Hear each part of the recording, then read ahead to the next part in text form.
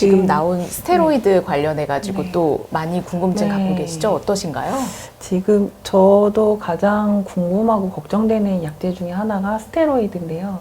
이 약을 먹으면 첫 번째는 저처럼 지금 저도 살이 좀 많이 쪄 있기도 하고 탈모도 있고 여러 가지 증상들이 나타나니까 아 이걸 진짜 평생 꼭 먹어야 되나? 이 고민들을 많이 하시고 문의들을 하시거든요. 그래서 교수님께 진짜 여쭤보고 싶어요. 이거 진짜 꼭 먹어야 될까요? 너무 어려운 질문입니다. 네. 네. 왜냐하면 사실 저희가 또 이제 여성분들이 많고 또 젊은 여성분들도 많기 때문에 스테로이드를 복용하면서 직접적으로 본인이 느끼게 되는 이제 외형의 변화에 민감해지실 수밖에 없거든요.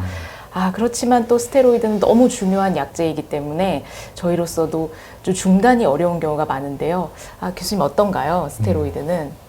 우리가 어느 정도의 용량을 사용하는 것이 적절한가에 대한 이제 논의를 환우분과 이제 하시는 게 중요할 것 같고요. 제가 잠깐 데이터를 보여드리면 아까 이제 그 5년 생존율 말씀드렸는데 이게 스테로이드라는 약이 나온 게 이제 1950년 근처거든요. 그래서 이제 그 전에 우리가 경과를 보면 이제 5년 생존율이 이제 루푸스인 경우에는 절반이 안 됐고, 그다음에 신염이 동반된 경우에는 이제 17% 미만으로 5년 생존율이 굉장히 낮았죠. 근데 이제 스테로이드를 사용한 이후 시점에 이제 연구 결과들을 보면 루푸스인 경우에는 10년 생존율이 뭐 85%, 90%까지 되고 신염이 동반돼도 뭐 70%가 넘을 정도로 그러니까 이 스테로이드라는 약은 이제 우리 치료 역사에서는 이제 획기적인 선을 그은 약이고요. 그 다른 연구를 보면 이제 하루에 5mg 정도를 유지하지 않으면 재발이 많다고 돼 있고, 그 다음에 완전히 중단했을 경우에는 이제 신염도 재발을 하겠지만 다른 장기 손상률이 높아진다고 이제 보고가 돼 있고요. 그리고 아주 환우분의 상태가 좋아서 이제 감량을 할 경우에는 항말라리아제가 받쳐주지 않으면 항말라리아제를 복용을 안 하면 반드시 재발된다고 되어 있습니다. 그래서 루푸스에서는 스테로이드는 이제 중요한 약제고 우리가 이제 고민해야 될 부분은 이제 용량이 되겠습니다. 열심히 복용을 해야겠네요. 그리고 제일 또 항상 문의들을 매일같이 하시는 내용 중에 하나가 아, 이 약 말고 좀 새로운 약이 없을까? 가끔 매스컴에서 루푸스 신약이 개발됐다. 어디에서 임상이 몇 쌍이 성공했다. 이런 내용들이 나오거든요. 그런 거 보면 희망이 좀 생기고, 아, 이제 좀 뭔가 새로운 약이 나오지 않을까? 그래서 좀 궁금하긴 했었어요. 그래서 교수님께 오늘 어떤 약들이 요즘 새롭게 이슈가 되고 있는지. 네. 네, 오늘 그 김진호 회장님이 진행자 같으세요.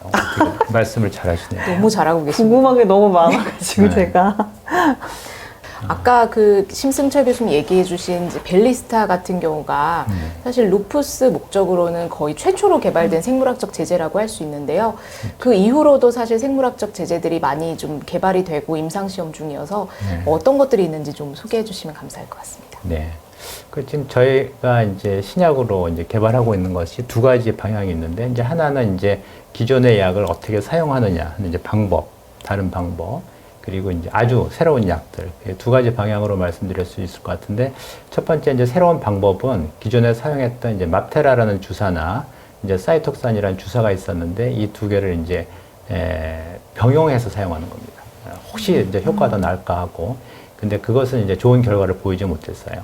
그래서 바람직하지 않다고 보고, 이제 하나는 이제 맙테라 이후에 이제 벨리스타라는 말씀 주신 그런 약제를 이제 순서대로 사용하는 거. 그것은 현재 효과가 있을 수도 있다고 돼 있고, 근데 이제 조금 더 연구가 필요합니다. 그리고 이제 아주 신약이라고 하면 이제 보이시는 것처럼 이제 세 가지 약제가 있습니다. 루프키니스, 샤프넬로, 가지바 이렇게 세 가지가 있고, 루프키니스는 지금 루푸스 신염에 이제 승인을 받고 경구제고요. 그 샤프넬로라는 것은 이제 전반적인 루푸스 치료제로 이제 주사제고, 가지바라고 하는 것은 이제 좀 전에 말씀드린 이제 맙테라의 이제 개량 신약입니다. 그리고 이제 그 정성민 교수님께서도 잘 아시는 이제 카티 세포 치료제라는 것이 있는데, 이게 이제 2022년에 이제 5명의 환우분에게 이제 투약이 됐었는데, 아직까지는 이게 충분한 데이터가 없어서 그건 조금 경과를 좀 기다려 봐야 할 것 같습니다. 예. 조금만 기다리다 보면 좋은 약이 나오겠네요. 네. 그러면 저와 같은 루푸스 환자가 조심해야 되거나 꼭 유의해야 될 것들이 어떤 게 있을까요? 그게 정말 외래에서 저희가 교육해야 될 가장 중요한 것 중에 하나인데요. 교수님 어떤 게 가장 중요할까요? 네. 아까 말씀드린 대로 이 유전적인 그 요인은 우리가 바꿀 수가 없죠. 다시 태어나기 전에는. 그래서 우리가 지금 할 수 있는 최선의 방법이 그 환경적인 요인을 없애는 거죠. 그래서 실제로 환경적인 요인을 조심하면 이제 절반 정도가 발병이 지연된다거나 안 나타난다거나 할 정도로 중요하죠. 그래서 지금 제가 여기 9가지 내용을 이제 말씀을 드렸는데 그 중에서 가장 강조드리고 싶은 것이 가장 위의 3가지입니다. 그것이 바로 자외선 차단, 그 다음에 감염 예방, 그 다음에 어떤 약제입니다. 그래서 우리가 루푸스가 그 이제 약제를 복용한 후에 발생하신 환자분들도 계세요. 그래서 그런 약제를 주의하는 것이 중요한데, 이제 고혈압 약제 중에 그런 게 있고, 결핵약 중에, 또는 심지어 류마티스 치료제 중에서도 이제 루푸스를 유발하는 그런 약제들이 있어서, 그런 거는 좀 주의를 해야 됩니다. 이 3가지가 이제 기전상 이제 중요한 이유가, 우리 그 루푸스에서 가장 중요한 항약 항체라고 하는 것은 그 세포의 핵을 공격하는 인자이거든요. 근데 핵이라고 하는 것은 원래 세포 안에 숨어 있는 부분이잖아요. 그러니까 그게 세포가 깨지면서 노출이 되면 거기에 대해서 항체가 만들어지기 때문에 이 3가지 자외선, 감염, 약제에 의해서 세포가 죽고 깨지면서 핵이 노출되면서 거기에 대한 항약 항체가 생길 수 있다고 연구가 되어 있기 때문에 이 3가지를 가장 주의하셔야 합니다. 네. 저도 이 비슷한 걸 해봤는데 이제 루푸스 환자분들이 각 기관에 염증이 생기다 보니까 흔하게 내가 비건을 하면 좀 이 증상이 좋아지지 않을까? 아니면 특정한 어떠한 음식을 먹어서 좀 몸이 좋아지지 않을까? 하는 생각으로 좀 식이요법으로 많이들 고민들을 하시고 이걸로 인해서 몸이 안 좋아지시는 케이스들이 너무 많더라고요. 그래서 루푸스 환자들한테 도움이 되는 식이요법? 이 먹거리 이런 것들이 어떻게 저희가 도움을 받을 수 있을까요? 사실 저희가 최근에 이제 루이사 그 회원님들을 바탕으로 한 설문조사에서 인터넷을 통해서 이제 가장 얻고 싶은 정보가 이런 식이요법과 그리고 보충제 관련 질문이었습니다. 그래서 사실 저희도 이제 이런 거에 대해서 이제 연구를 저희로서도 찾아보고 있는데 좋은 데이터를 얻는 것이 좀 쉽지가 않은 것 같습니다. 저희도. 교수님 어떤가요? 그래서 저희가 기존에 이제 그 시기에 관해서 연구된 그 결과들을 모아왔어요. 이 자리에서 이제 말씀드리면, 우선은 기본적으로 이제 그 비만은 일반적인 염증을 증가시킨다고 되어 있습니다. 그것은 꼭 루푸스뿐만 아니라 모든 자가면역 질환이나 염증 질환에서 그렇고, 우리가 이제 루푸스 측면에서 보면 이 고지방 식이를 하면 면역 조절이 좀 손상된다. 그리고 우리 몸에 갖고 있는 장내 세균에 대해서 좀 비정상적인 반응이 나타난다는 것이고요.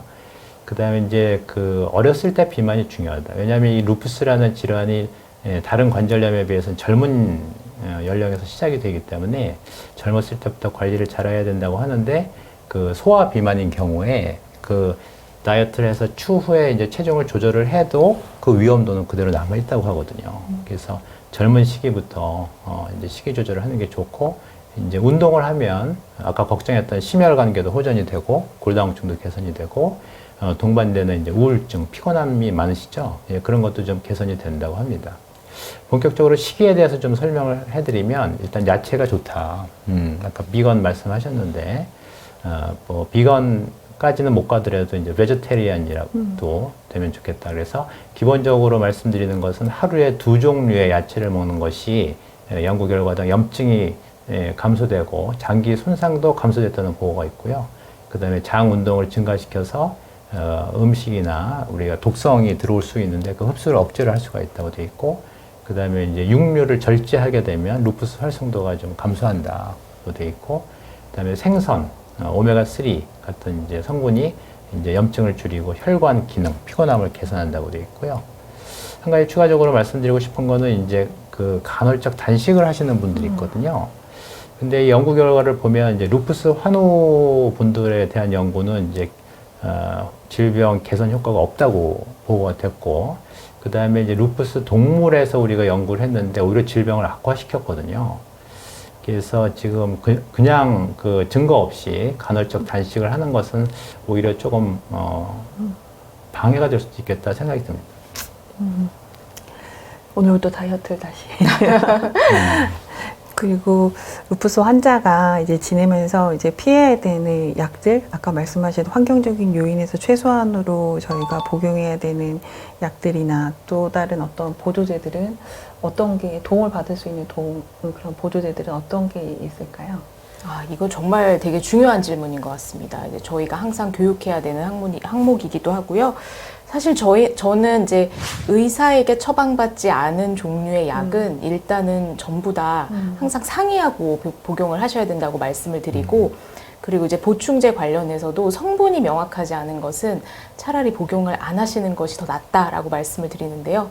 교수님, 여기에 대해서는 어떤가요? 네, 지금 정 교수님께서 아주 중요한 점을 짚어주셨는데요. 네, 100% 맞는 말씀이고요. 제가 추가적으로 말씀드리면 일단 비타민 계열은 좀 도움이 된다. 그래서 연구 결과를 좀 말씀드리면 비타민 이제 A, B, C는 모두 이제 항염 작용이 있다고 하고요. 특히 이제 비타민 A하고 이제 저염식 이제 덜 짜게 먹으면 우리 루푸스에서 이제 나쁜 기능을 갖는 세포가 있는데 그게 좀 줄어든다고 하고, 비타민 D 같은 경우는 우리가 아까 말씀드린 이제 자외선 차단을 해야 되기 때문에 대부분의 환우분들이 부족합니다. 그래서 이제 경구제를 복용하셔야 되고, 그렇게 비타민 D를 복용하게 되면 우리가 루푸스에서 나타나는 네트라는 현상이 있는데 그것이 억제되고, 그 다음에 혈액순환이 좋아지고, 그 다음에 이제 루푸스에서 이제 좋은 역할을 하는 세포들이 이제 증가한다고 하거든요.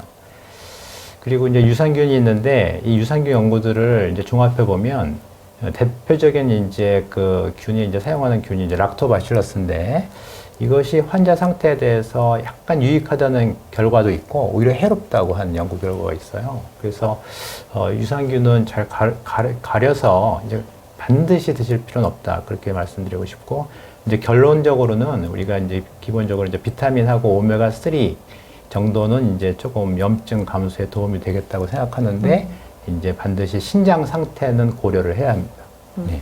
저도 루푸스 신형 환자여서 보조제를 먹고 싶어도 교수님께 상의를 하고 처방받은 것만 먹고 있거든요. 아, 너무 현명하신. 네, 그래서 여러 가지 이런 유혹은 있지만 잘 참고 치료받고 있습니다. 네, 역시 회장님이시죠. 네. 네.